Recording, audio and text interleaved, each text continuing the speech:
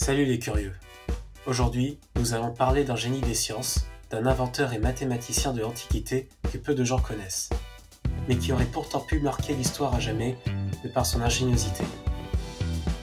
Aujourd'hui, nous allons parler d'Héron d'Alexandrie, et plus précisément de son invention, l'éolipile.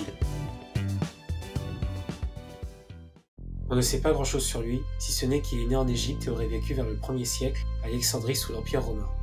Il faut savoir que la cité d'Alexandrie, depuis sa fondation, par Alexandre le Grand, était l'un des centres scientifiques les plus importants au monde, et ce même après la destruction de sa grande bibliothèque.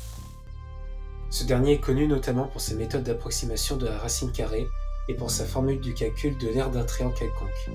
Mais ses découvertes les plus impressionnantes sont en ingénierie, où il a réalisé le tout premier distributeur automatique payant qui distribuait de l'eau à l'entrée des temples, et ce à l'aide d'un ingénieux système de balance qui actionnait une valve faisant ainsi couler l'eau.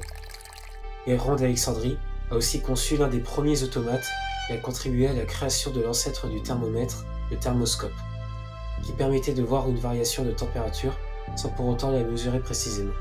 Bref, la liste est longue, on aurait de quoi faire plusieurs vidéos. Et pour cette vidéo, nous allons nous intéresser à l'éolipile qui n'est autre que la toute première machine à vapeur. Alors voici une photo de l'éolipile. Je sais, c'est très loin de l'idée qu'on se fait d'une machine à vapeur, mais vous allez voir. Le principe est assez simple. Cette machine à vapeur très rudimentaire se compose d'une sphère creuse, reliée à deux tuyaux de part et d'autre de la sphère, formant chacun un angle de 90 degrés.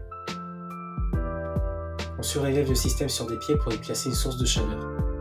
Ici du feu, qui va faire chauffer l'eau contenue à l'intérieur de la sphère, pour former de la vapeur qui va chercher à s'échapper par les deux tuyaux, créant ainsi deux forces de poussée identiques mais opposées, c'est-à-dire un couple qui mettra en mouvement l'éolipile.